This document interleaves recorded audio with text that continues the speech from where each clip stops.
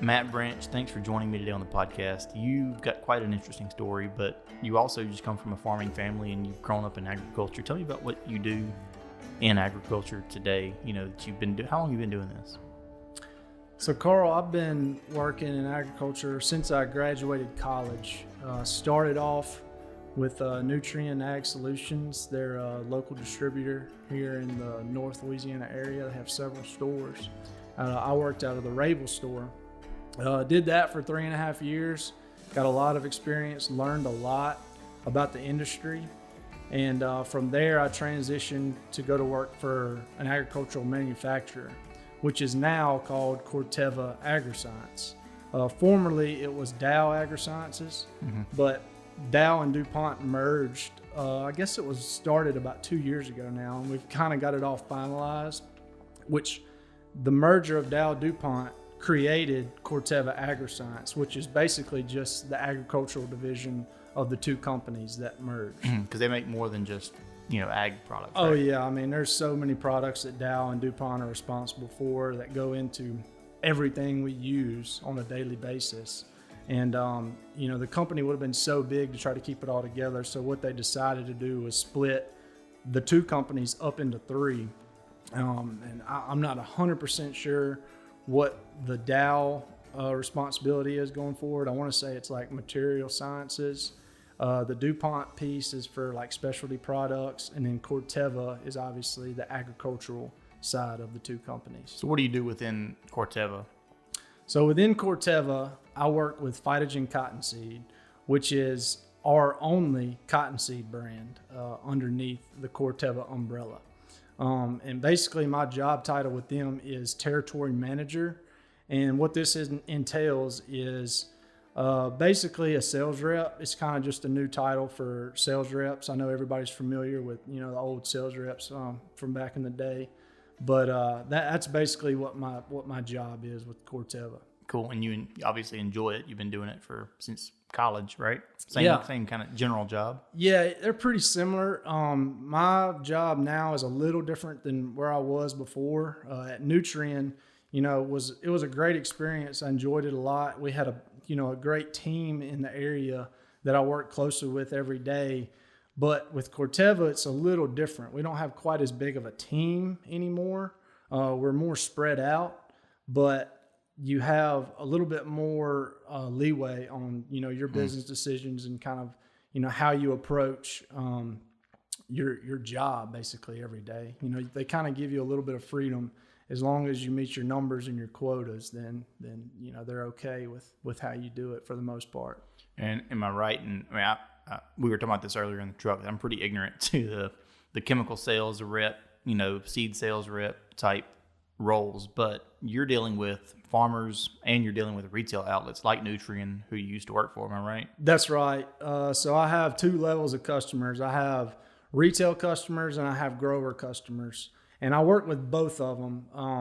It's kind of weird to navigate that sometimes, because sometimes I feel like I need to be working with a certain grower more, or sometimes I feel like I need to be working with a certain retail salesman more. So you just kind of have to figure that out as you go along in a job like this. So you were raised in agriculture. You had your family farms. Your dad works he actually worked in the same position you did growing up, right? Or same type of position, right? You went off, you played football, which we're going to talk about in a little bit. You were big into athletics as a high schooler, I guess as probably all your life. But you came back to ag because why? What is it that brought you back into this industry after college, and why do you like agriculture? It's just something, I guess, when I decided, what direction I wanted to go after I graduated college, agriculture was something that I was familiar with, something that I was comfortable with.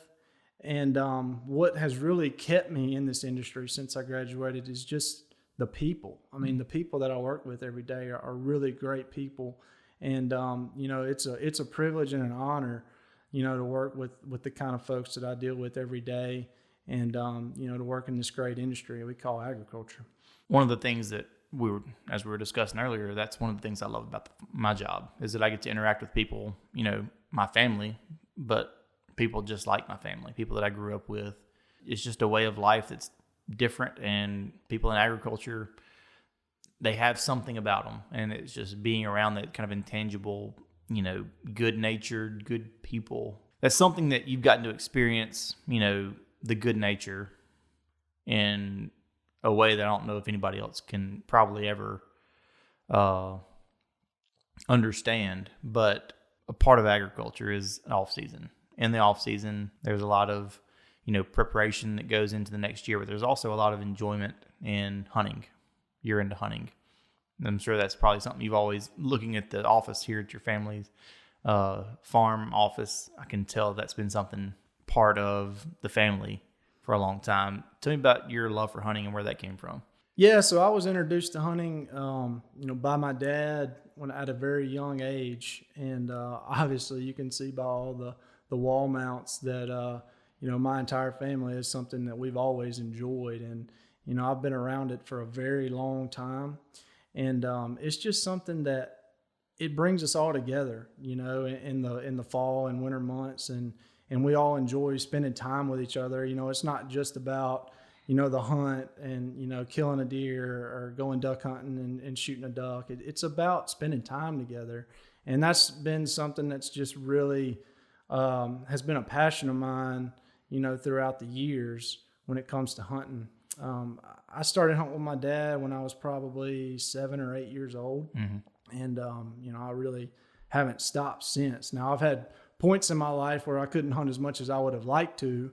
But it's always been something that I really enjoyed, and it's something that I'm going to continue to enjoy for the rest of my life. Anybody in probably, I would probably say in the Southern Farming Facebook group, but in the South, you'd have to be trying to avoid your story over the last, really over Christmas and January of this past year. You had a tragic accident. Can you kind of tell me about what happened, in the rice field over in Mississippi? So we were duck hunting. We were at Eagle Lake, Mississippi, and it was December the 28th, 2018, 3 days after Christmas. It was me, my cousin, my youngest brother, and 2 friends. And we had plans to wake up that morning and try a spot out on the farm that we had success at for multiple years.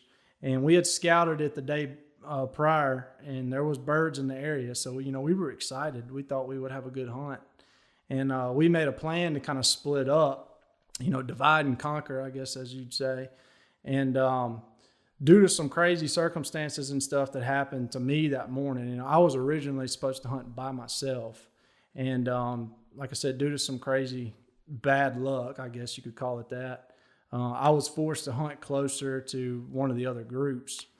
And, we had a pretty good morning, a lot of shooting, a lot of birds flying. It was a real nasty day, real cloudy. Wasn't super cold, but it was pretty chilly. It was probably mid to high 40s that day. And as we were kind of packing our gear up and everything to finish the hunt, I had laid my shotgun over in the back of the Polaris Ranger. And I forgot to take a shell out of the chamber. It was the only shell that was left in my gun, and it was in the chamber. It was in the ready fire position, And as we were standing around packing up the Ranger, getting ready to head back to camp, we had a dog with us that day. The dog jumped in the bed to load up to leave, and it couldn't have been more than a second or two that my gun went off. And it was a loud noise. It didn't sound quite like a gunshot. When you think of a gunshot when you're out duck hunting, it's a loud, booming, kind of echoing sound. It didn't sound like that at all. It sounded like somebody dropped a black cat firework on the ground by us and just pop, real quick. So we didn't know immediately that a gun went off. And I remember somebody yelled out, "What was that?" At that point, I looked down and I noticed a large gaping hole in the side of the Ranger bed. And it was right next to my left leg. Directly next to it. So immediately I realized, all right, I've been shot. But I didn't know how bad because it happened so fast. I didn't feel it or anything like that. So I went to kind of take a step back to get a better look at what happened. And as I stepped back, my left leg didn't move. And I stumbled and fell to the ground, and immediately the adrenaline rush hit me, and I just screamed as loud as I could. And immediately everyone realized that I had been shot, after the gun went off, and it directly hit me in the left leg. And they scrambled. My cousin called 911 immediately. Phone service where we were at was real spotty, so it wasn't guaranteed we were going to get anybody on the phone. But luckily, that call went through. And the other two that were there picked me up and loaded me in the Ranger.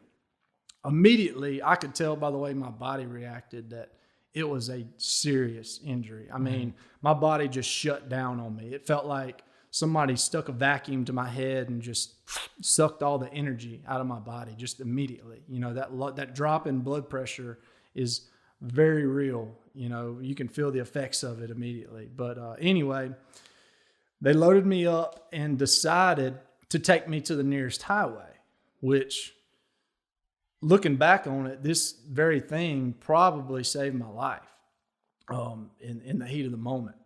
They could have taken me to the camp. It was about the same distance from the camp as we were to the highway. And at the camp, we probably had some medical supplies or something they might have thought they could help me with. But they decided to go to the highway instead, which saved my life at the end of the day, because that probably saved the ambulance 30 minutes or so in getting me to the hospital.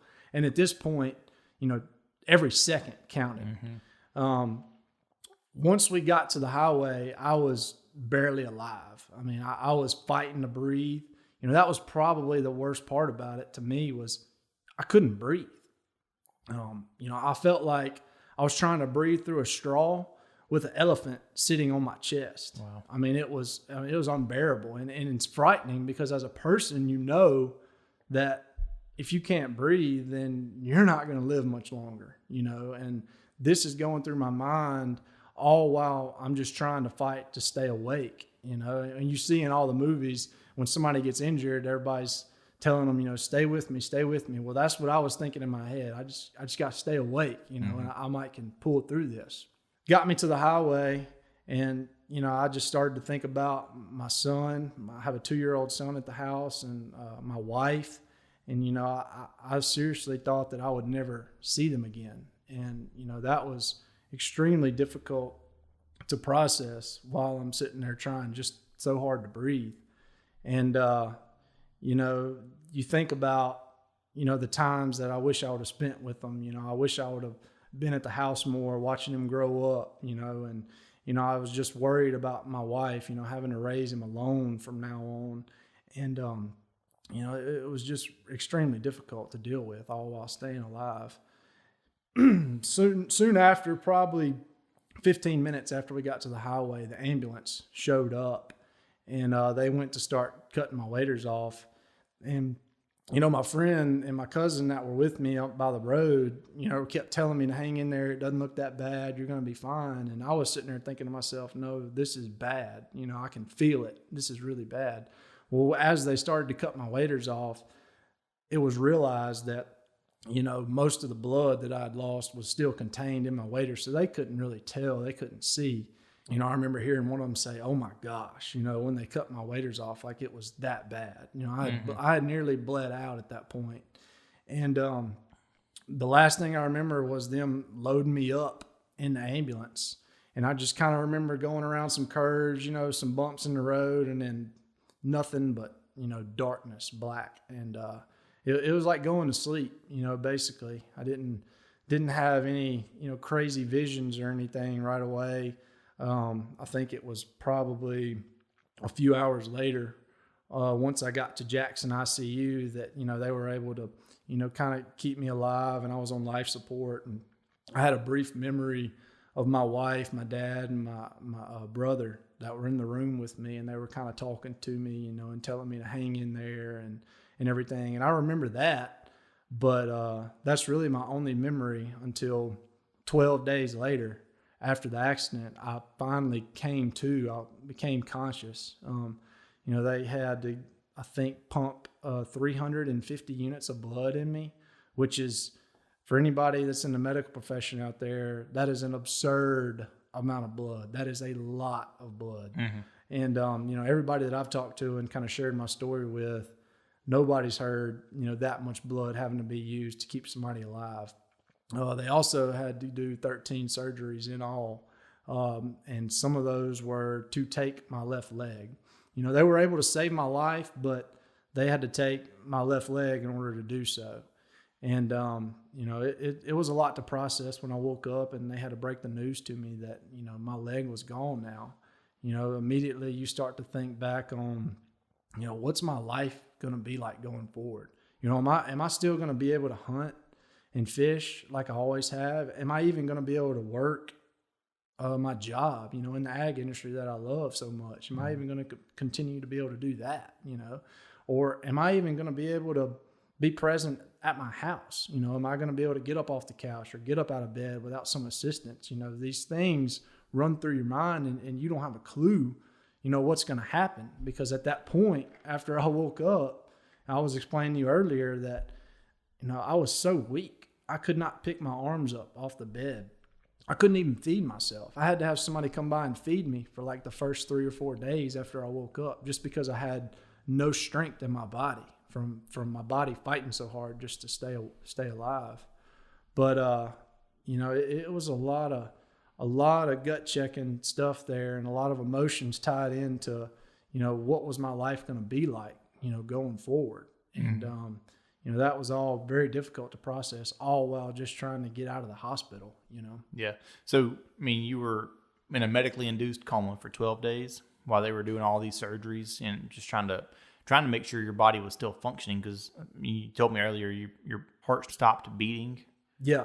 For 40 minutes or whatever it was, and they were just trying to make sure that your body would stay alive and your organs would still work, and and then they're going to focus on the leg. So I'm sure it was just crazy outside. It was probably real peaceful for you. Just you went to sleep and you woke up after it all, kind of the storm had kind of passed. Once you were alive, your leg is gone, the storm kind of started in between your ears. What is life going to look like after this? You talked about not being able to pick your arms up off the bed. What was it that, I know your son probably had a lot to do with it, that kind of pushed you, to say, this isn't going to keep me down? Yeah, so a lot of that was, my son. I had a lot to live for. I didn't want my mistake that I made to hold him back from living the life that he deserved. So I knew from that point on that I had to get better. I had to find a way. Maybe we didn't know how to do it at that point, but I knew I could find a way. I could figure it out, how to get to where I wanted to be, where I needed to be in order to, give my son the life he deserved. But, and I would also say, a lot of my mentality and my mindset and my physical training and, what I've done physically to kind of get to this point comes back from my days that I played football at LSU. I've signed a scholarship to play for them in 2008, and that was some of the most fun and challenging years of my life for sure. 18-year-old kid, I had scholarship offers to play just about anywhere I wanted to in the South. Just about every SEC school and every school in Louisiana, Arkansas, some into Texas, Mississippi. I could have gone just about anywhere I wanted to go. And I chose to go play for my home state school, the LSU Tigers. I followed them my whole life. I was a huge fan. We went to games when I was young and old. And when I got the opportunity to go to school there and play football, I was just pumped about it. I was psyched out. And I really didn't know what I was getting myself into at the time. I knew it was going to be tough, and I knew it wasn't always going to be fun. But I guess I just didn't understand how tough it was really going to be. And going through that and surviving some of those just grueling workouts in, July and August in South Louisiana, it's super hot outside, and we're outside running countless wind sprints and doing up downs and crazy stuff. And, going through all that and surviving and knowing that I made myself better. It might not have been fun while I was doing it, but when I finished it, I felt like I'd accomplished something. I felt like somebody. And, that's kind of how I've treated this whole process since the news that I got where I lost my leg. I knew this wasn't going to be fun. This is not going to be easy. But the more I've been able to do and the farther I've been able to push myself, the more confidence that I have that I can continue to push myself from now on. This injury is not going away. It's not like I've just got to deal with using a prosthetic for a couple of years and then magically my leg will reappear. This is for life. And that's kind of been a gut check to me, thinking about, all right, I know what I need to do right now to get better, but what am I going to need in 20, even 30 years from now? What is my life going to be like then? So I'm not only preparing myself now, but I'm preparing myself for down the road for when, I could have more problems come up. We were talking about that earlier with diet. But one of the things that I think should be mentioned here is whenever you had this accident, 10 months ago, you're first of all, you're 6'6" tall. Yeah, 6 inches. Tall guy. You're a big guy. And you were probably 275 at the time. You're a big guy.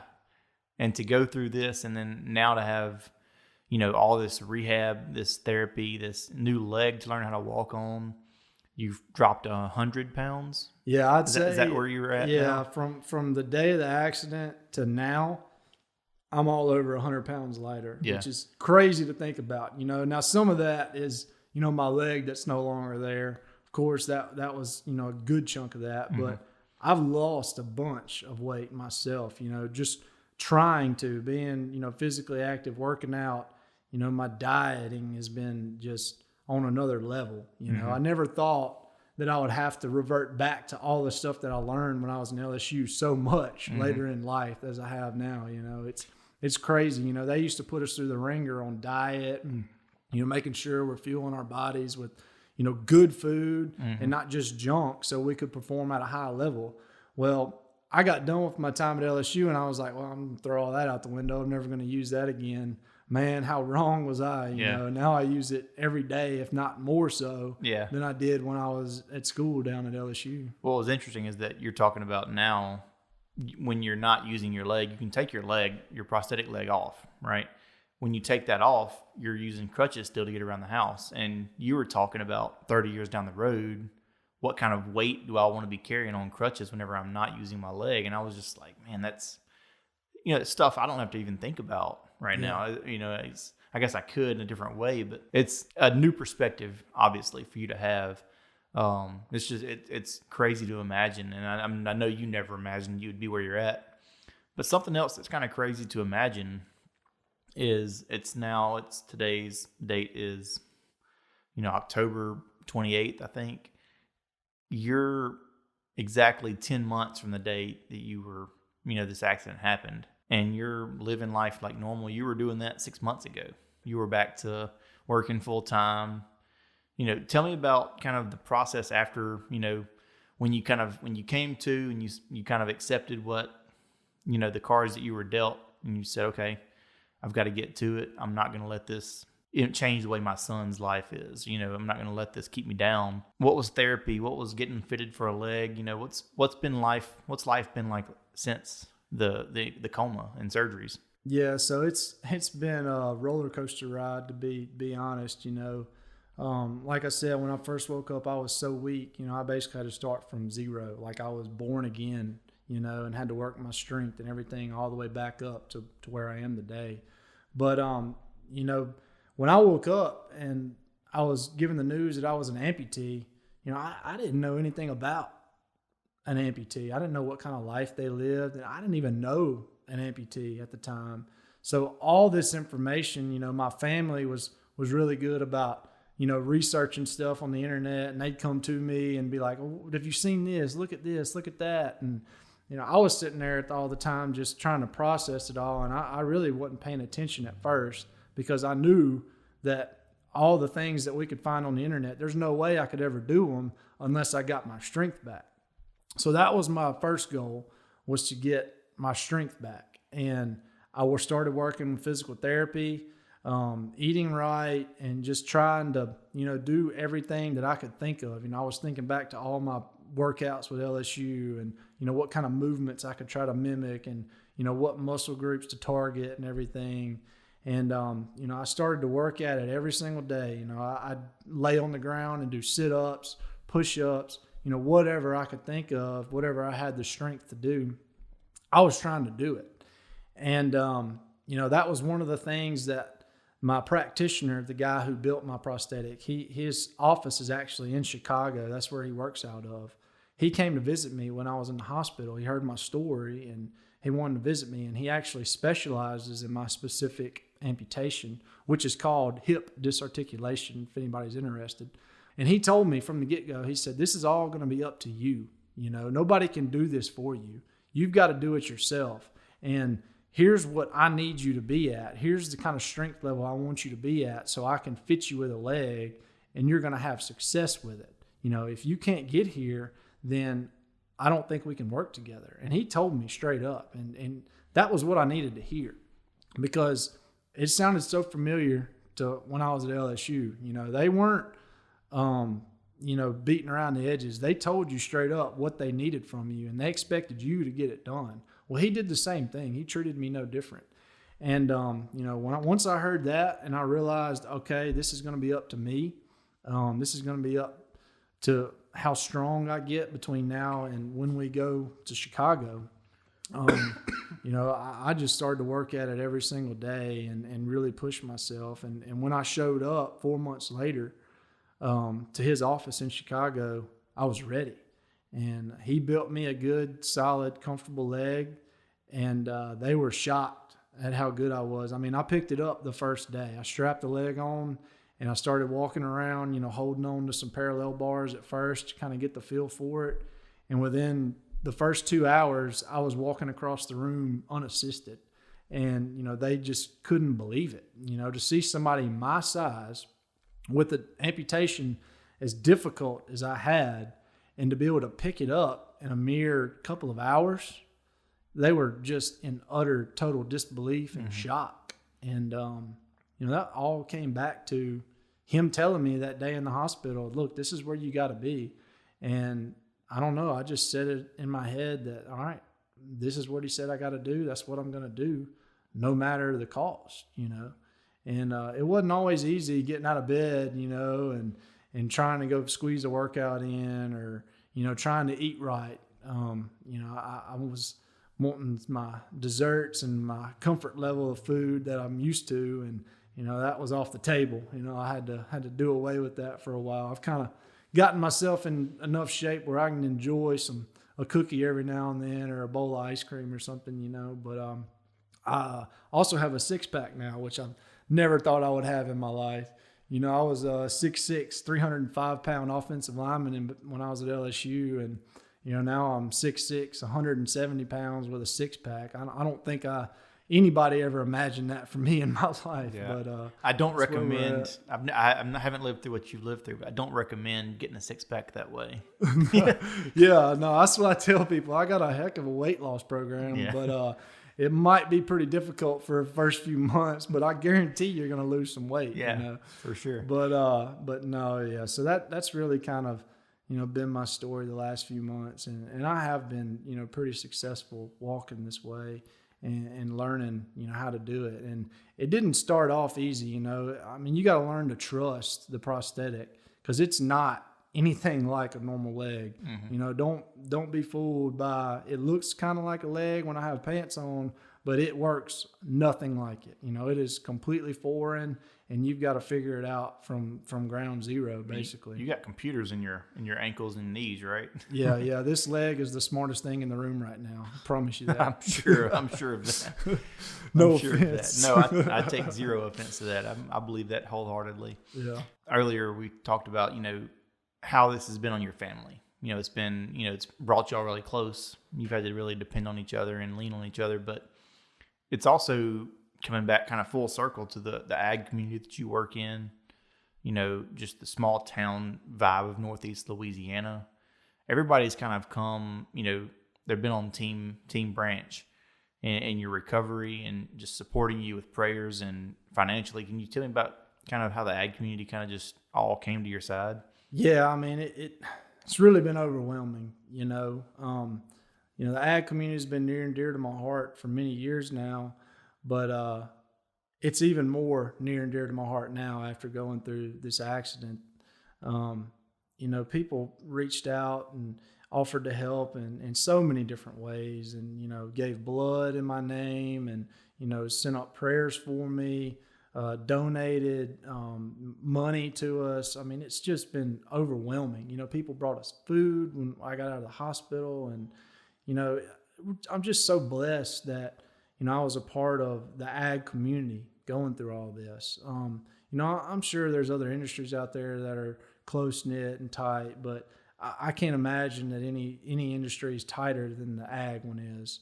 Mm-hmm. Especially in this Northeast Louisiana area. It's just been overwhelming, the amount of support and encouragement that I've gotten from so many people out there that I work with. Even competitors that I compete against every day. They were some of the first ones to reach out to me and offer any support or help that they could. And to me, I mean, it brought tears to my eyes when, I saw the amount of support that we got from everybody. And, it's just such a special feeling to be a part of a community as tight knit as the ag community is. Mm-hmm. And, we're just very blessed, me and my family both, to be a part of something so special and something that's bigger than we are. Yeah. We talked about your wife wasn't raised in ag like you and I were. And that was, I think a cool opportunity for her. I mean, again, wouldn't wish it on anyone, but what better way to show what the ag community is all about than to see, them coming to the aid of one of their own. Yeah, my wife definitely had a good learning experience. She's been the type that buys everything organic in the store and, thinks that the agriculture industry may not be the best one out there. But I think her opinion's definitely changed now after going through this and seeing the level of support. And, now she has an understanding of the type of people that I deal with every day on a day-to-day basis. And, I think she's very appreciative that's part of our life, Yeah, they're kind of the best. I'm biased, but I think they're the best. You said there might be other industries. I don't know what they would be. Yeah, it's a fun industry to work with, and it's not just when somebody gets in a hunting accident, but you see it all the time when somebody gets sick and all the neighbors come to the farm and harvest that guy's crop, or something like that, or this guy's picker burns up, so everybody comes to the help, comes to aid them, and it's kind of. Those are the feel good stories that are fun to tell, but it's not. Those are also the stories where farmers aren't doing it because it'll look good on Facebook, but they're doing it because that's just who they are. Yeah, they truly care. They truly care. Matt, I'm really appreciative of you giving me some of your time. I'm appreciative of your contribution to the LSU football family as a Tiger fan.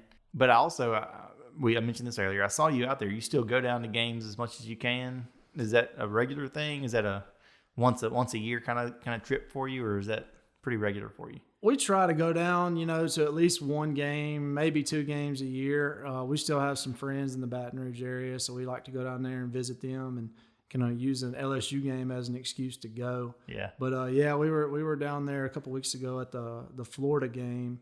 And I got to do the old player walk down the hill, which was pretty cool. Brought back some memories. I'm sure everybody in the crowd was wondering who the heck I was and didn't think I had ever played LSU. I was walking down there with a titanium leg and everything and looking more like a punter than an offensive lineman these days, at 170 pounds. So I'm sure I got some strange looks, but, it was great to get back and just feel the atmosphere. And I got to see a lot of the guys that I played with too. There was a lot of former players there that week for that game. And, we enjoy getting back down there from time to time. However, I will say football season kind of falls at a bad time of year for me. That's also hunting season, and that is also something I really enjoy. So which one takes precedent? Well, the last few years, I'm going to say hunting did, because when I was in college, I really didn't get a choice, an option to go hunting. I was forced to do football every single day, all through hunting season. So when I finally got a little freedom and was able to, take advantage of some nice cold fronts in December and January, I definitely have jumped on that opportunity the last few years. So, Do you think the pendulum will swing back eventually once you kind of get your fix? I think so. You know, our son's getting older, and we want him to go down there and experience, you know, LSU campus on game day. And I'm sure I'll probably have to split it a little bit more, 50-50 going forward. What are you more excited about, his first duck hunt or his first LSU game? Oh, that's a tough question. I don't know. They're both pretty exciting, but I mean, I think right now I'd probably have to say his first LSU game for sure. Yeah, it's an experience like no other. I was at the Florida game, and obviously you were too. Being in that stadium when there's a big game happening, it's hard to beat. Even just being around campus, but especially in the stadium, you know, when the team comes out, I can't imagine what it feels like running out. But just being in the stands is something to be at. Experience. Yeah, it's a roar like no other. You know, I said before, if they could figure out some kind of way to take that energy on a Saturday night in that stadium and use it to power houses or something, you know, they could probably power all of Baton Rouge. You know, it's that powerful when you run out of that tunnel. Well, if they can make the ground shake, make an earthquake. Something's happening there. It's crazy. Well, Matt, I appreciate your time, and thanks for sharing your story on our podcast. I think it's a great story. It's an encouraging story, you know, and it could be a cautionary tale. You know, you be careful out, you know, when you're out hunting. But it's it's quite the story to see you know where you were 10 months ago, and you know the recovery that you've gotten to show the world. Really, I mean, I've seen your story out there, and it's really a cool story. So appreciate that. Yeah, well, I appreciate you taking the time to get me on your podcast here, Carl, and look forward to hearing it. The end. The end.